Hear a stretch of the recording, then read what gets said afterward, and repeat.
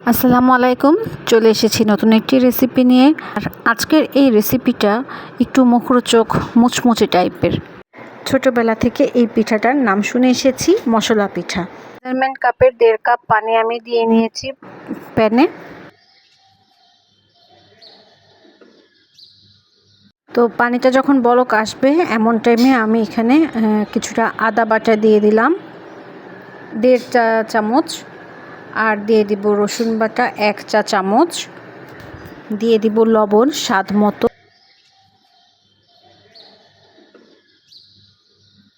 হলুদের গুঁড়ো দেব 1 চা চামচ, আর মরিচের গুঁড়োও দেব 1 চা চামচ। সব মশলা আমি একটু নেড়েচেড়ে পানির সাথে মিশিয়ে নিলাম আর একটু অপেক্ষা করছি ভালো মতো পানিটা বলক আসার জন্য। মশলাগুলো দেওয়ার পর ভালো মতন বলক যদি না আসে তাহলে একটা মশলার স্মেল থেকে যাবে, তাই খুব ভালো মতন বলক আসতে হবে।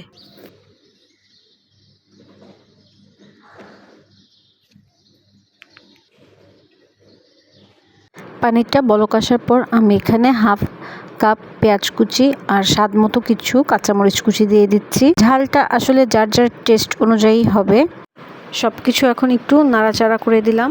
এবার যখন আরেকবার পানিটা বলক উঠে আসবে তখন আমি এর মাঝে দিয়ে দিব চালের গুঁড়ো। আমি এখানে 1 কাপ পরিমাণ চালের গুঁড়ো দিয়েছি। এটা অনেকের ক্ষেত্রে কম বেশি লাগতে পারে। যদি চালের গুঁড়ো কখনো বেশি পড়ে যায় তাহলে কিছুটা পানি একটু ছিটা দিয়ে নিলেও হবে, আর বেশিও লাগতে পারে যদি নরম হয়ে যায়। তবে ডোটা খুব বেশি একটা নরম ডো হবে না। তো যাই হোক, আমি পিঠাটার গায়ে ভালো করে নেড়ে নেড়ে নিচ্ছি।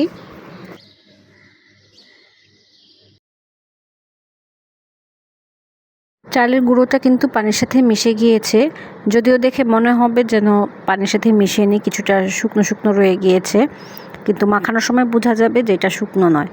তারপর আমি এটাকে ঢেকে দিলাম একটা প্লেট দিয়ে কিছুক্ষণের জন্য। 5 মিনিট পর আমি এই কাইগুলোকে ঢেলে নিচ্ছি। এই যে গরম গরম অবস্থাতেই আমি এটাকে মাখানোর চেষ্টা করব হালকা হালকা করে।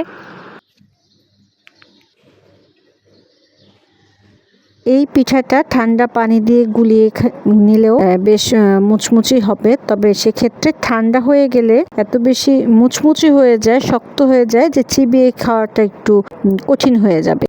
এই রেসিপিটি ভালো লাগলে চ্যানেলটি সাবস্ক্রাইব করে পাশে থাকতে পারেন, আর ভিডিওটি ভালো লাগলে অবশ্যই লাইক দিবেন। অল্প সময়ে এই পিঠাটা তৈরি হয়ে যায় এবং বিকেলের নাস্তায় কিংবা বৃষ্টির দিনে খুব ভালো মজা লাগে খেতে। আমার ডোটা তৈরি হয়ে গিয়েছে, আমি এখন পিঠাগুলো বানিয়ে নিচ্ছি। যে যার ইচ্ছা মতন পিঠা শেপটা দিয়ে নিতে পারেন, তবে আমি সাধারণত এটা 2টা শেপে দিয়ে থাকি। একটু দেখে নিতে হবে শেপটা। আর একটা হচ্ছে গোল পয়সার মতন চ্যাপটা করে। তো এই হচ্ছে পিঠা একটুখানি নিয়ে খানার অংশটা বাদ দিয়ে উপরটা আর নিচটা একটু চেপে চেপে দিলে এরকম গোল সাইজের হয়। এই যে আমি আরেকটা পিঠা দেখিয়ে দিচ্ছি।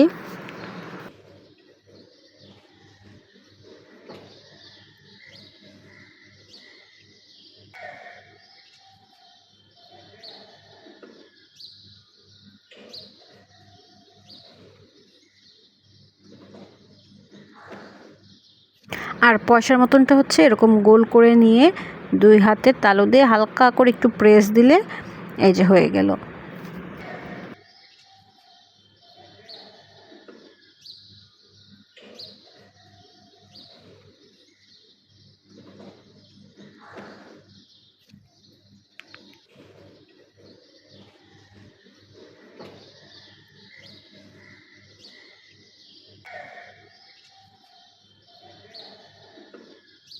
প্যানে আমি তেলটা একটু বেশি পরিমাণেই দিয়ে নিচ্ছি। তেলটা খুব বেশি গরম হবে না, মাঝারি যখন একটু গরম হবে মনে হয় তখনই আমি পিঠাগুলো আস্তে আস্তে দিয়ে দিব। আর চুলার আঁচটা একদম লো থাকবে না, লো আর মিডিয়ামের মাঝামাঝি একটা থাকবে। তো পিঠাগুলো একে একে আমি দিয়ে দিচ্ছি।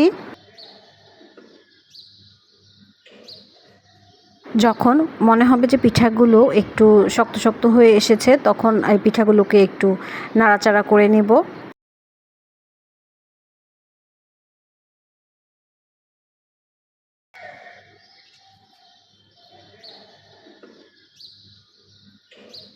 তেলটা যখন বেশি গরম হয়ে আসবে তখন চুলার আগুনটা আর একটু কমিয়ে দিব, না হয় পিঠার বাইরের সাইডটা পুড়ে যাবে। আর বাইরের দিকে যে পেঁয়াজ কাঁচামরিচগুলো থাকবে, সেগুলো বেশি পুড়ে গেলে খেতে তিতা লাগবে।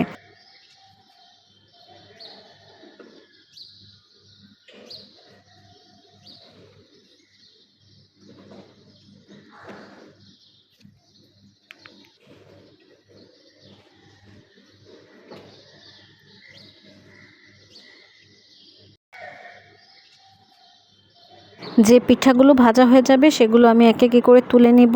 আর এই পিঠাটা তোলার পর কালারটা আর একটু ডার্ক হয়ে যাবে। তো এখানে আমার এক ব্যাচ পিঠা ভাজা শেষ হয়ে গিয়েছে। এখন আমি পরবর্তী আরেক ব্যাচ পিঠা ভেজে নিব।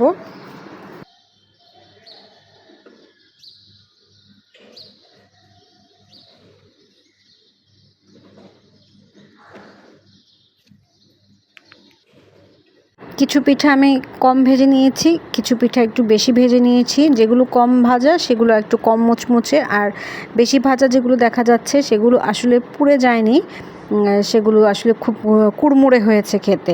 তো যে যেরকমভাবে পছন্দ করেন খেয়ে নেবেন।